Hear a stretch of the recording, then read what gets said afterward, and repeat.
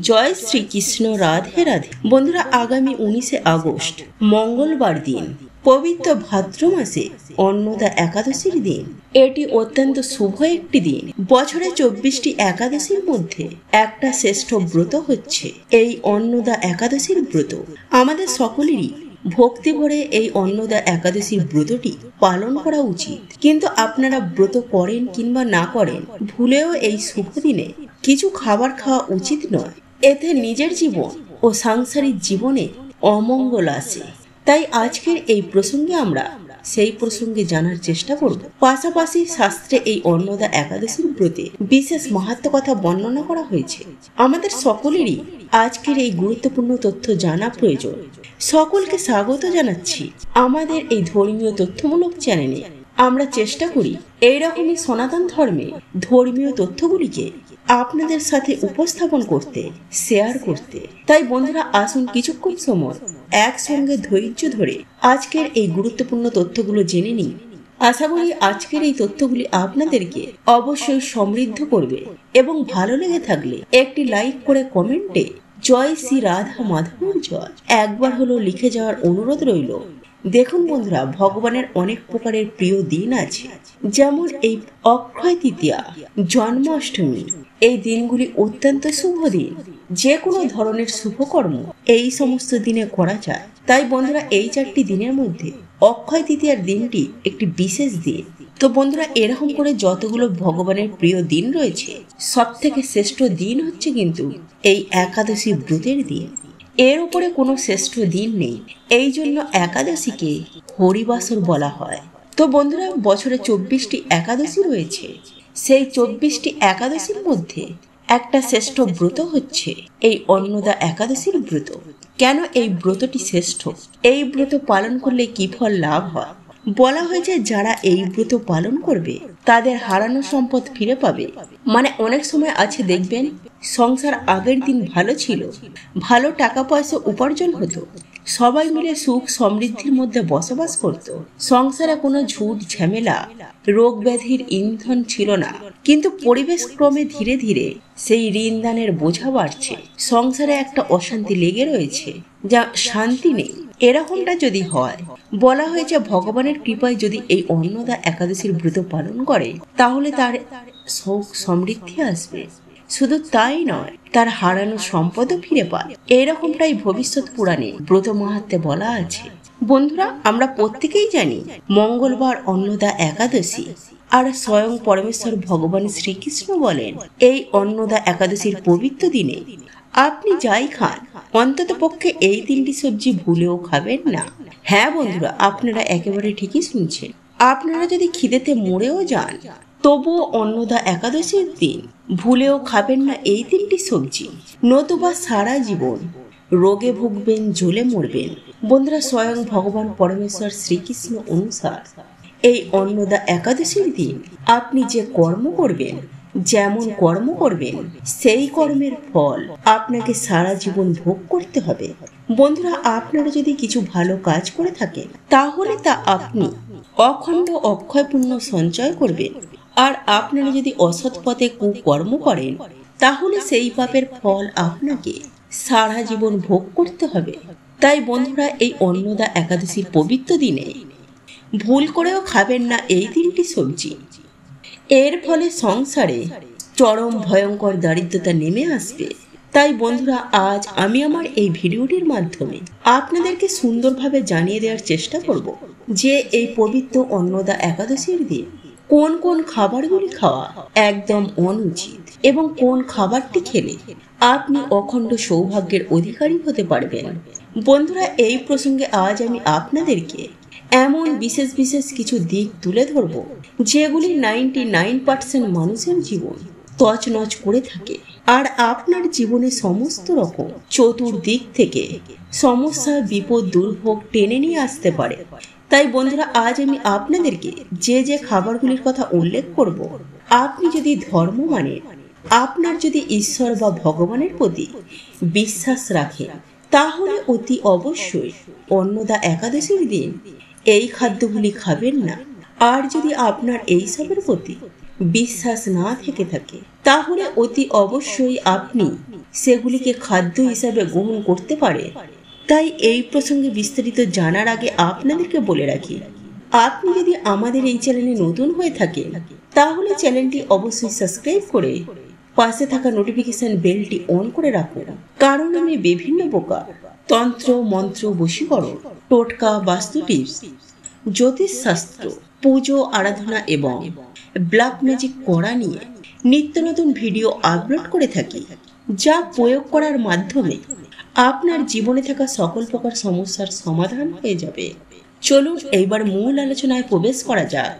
তবে মূল আলোচনায় প্রবেশ করার আগে আপনারা যদি স্বয়ং ভগবান পরমেশ্বর শ্রীকৃষ্ণের আশীর্বাদ, কৃপা দৃষ্টি লাভ করতে চান, যদি শ্রী হরিকে ভালোবেসে থাকেন, তাহলে জয় শ্রীকৃষ্ণ, রাধে রাধে লিখে কমেন্ট অবশ্যই করবেন। বন্ধুরা, আপনারা প্রত্যেকেই জানি যে অন্নদা একাদশী আমাদের জীবনের জন্য কতটা গুরুত্বপূর্ণ। বন্ধুরা, আপনারা এটাও জানি যে এই অন্নদা একাদশী তিথির কি মাহাত্ম্য। তাই বন্ধুরা, এই পবিত্র ভাদ্র মাসে এই অন্নদা একাদশী আমাদের প্রত্যেকটি মানুষের জন্য অত্যন্তই গুরুত্বপূর্ণ, কারণ আপনাদের প্রত্যেকের জীবনে এই পবিত্র অন্নদা একাদশী যথেষ্ট প্রভাব রয়েছে। কারণ বন্ধুরা, আমি আপনাদেরকে আগেই বলেছি যে আজকের করা কর্মফল আমাদেরকে সারা জীবন ভোগ করতে হবে। এইবার আপনি নিজেই সিদ্ধান্ত নিন যে আপনি এই পবিত্র দিনটি কিভাবে কাটাবেন। আর এই পবিত্র অন্নদা একাদশীর দিনটি হলো আমাদের সুখ, শান্তি ও দুঃখ কষ্টের প্রধান চাবিকাঠি। তাই আজ আমরা সবার প্রথমেই জেনে নেব যে এই অন্নদা একাদশী তিথি কখন পড়ছে এবং কখন শেষ হচ্ছে। বন্ধুরা, এই অন্নদা একাদশী বা ওজা একাদশী নামে পরিচিত ভাদ্র মাসে কৃষ্ণপক্ষের একাদশী তিথিতে পালিত হয়। 2025 সালে এই অন্নদা বা ওজা একাদশী পালিত হচ্ছে 19শে আগস্ট মঙ্গলবার। এই দিন উপবাস ও ভগবান বিষ্ণুর পুজো করা হয়। আর অন্নদা একাদশীর সঠিক সময়সূচি হল 1 ভাদ্র, ইংরেজি 18 আগস্ট, সোমবার দিন বিকেল 5টা 24 থেকে পরের দিন অর্থাৎ 2 ভাদ্র, 29শে আগস্ট, মঙ্গলবার দিন দুপুর 3:33 পর্যন্ত। বন্ধুরা, একই সাথে আমাদের প্রত্যেকের জেনে রাখা প্রয়োজন যে অজা বা অন্নদা একাদশী পারণ সময় কখন। কারণ বন্ধুরা, আমরা প্রত্যেকেই জানি যে একাদশীর পারণ সময় অত্যন্ত গুরুত্বপূর্ণ। এবছর অর্থাৎ 2025 সালে অজা বা অন্নদা একাদশী পারণ সময় হলো 20 আগস্ট 2025 বুধবার দিন সকাল 5টা 23 থেকে 9টা 29 পর্যন্ত। বন্ধুরা, এইবার আমরা জেনে নেব যে অজা বা অন্নদা একাদশীর দিন কোন খাবারটি খেলে আমরা অখণ্ড সৌভাগ্যের অধিকারী হয়ে উঠতে পারবো। বন্ধুরা, এই পবিত্র অন্নদা একাদশী বা অজা একাদশীর দিন আমরা যদি মা লক্ষ্মী ও প্রভু নারায়ণের এবং ধন কুবের রাজের, একই সাথে ভগবান গণেশজির যদি কৃপা লাভ করতে চান, তাহলে অতি অবশ্যই বাজার দোকান থেকে কিছুটা মাখন কিনে নিয়ে এসে আপনি ওই মাখন দিয়ে স্বয়ং ভগবান পরমেশ্বর শ্রীকৃষ্ণের পুজো আরাধনা করে সেটাকে তুলসী পাতা সহযোগে সপরিবারে গ্রহণ করুন। হ্যাঁ বন্ধুরা, আপনারা একেবারে ঠিকই শুনছেন। বাজার থেকে মাখন কিনে এনে তাতে আপনারা অল্প পরিমাণে মিষ্টি মিশিয়ে এবং তাতে তুলসী পাতা দিয়ে আপনারা যদি ভগবানের প্রসাদ হিসাবে এই মাখন গ্রহণ করতে পারেন, তাহলে আপনি এটুকু নিশ্চিত হয়ে যান, তাহলে আপনি অখণ্ড সৌভাগ্যে অধিকারী হয়ে গেছে। বন্ধুরা, যাদের ডায়াবেটিস, সুগার রয়েছে, তারা এই মাখনে মিছরির বদলে অল্প পরিমাণে গুড় মিশিয়ে তারা খেতে পারে। বন্ধুরা, হিন্দু শাস্ত্র মতে এই দিন যে ব্যক্তি মাখন খান, সেই ব্যক্তির ওপর স্বয়ং ভগবান পরমেশ্বর শ্রীকৃষ্ণের ও মাতা লক্ষ্মীর তথা ধনকুবের এবং গণেশজির আশীর্বাদ বর্ষিত হয় এবং 2 হাত ভরে সেই ব্যক্তিকে অখণ্ড সৌভাগ্যের অধিকারী হবার আশীর্বাদ প্রদান করে থাকেন। বন্ধুরা, এই জন্মাষ্টমীর পরেই এই অজা বা অন্নদা একাদশীর দিন আপনারা অবশ্যই এই মিছরি ও তুলসী পাতা মিশিয়ে আপনারা এই অন্নদা একাদশীর দিন খাবেন।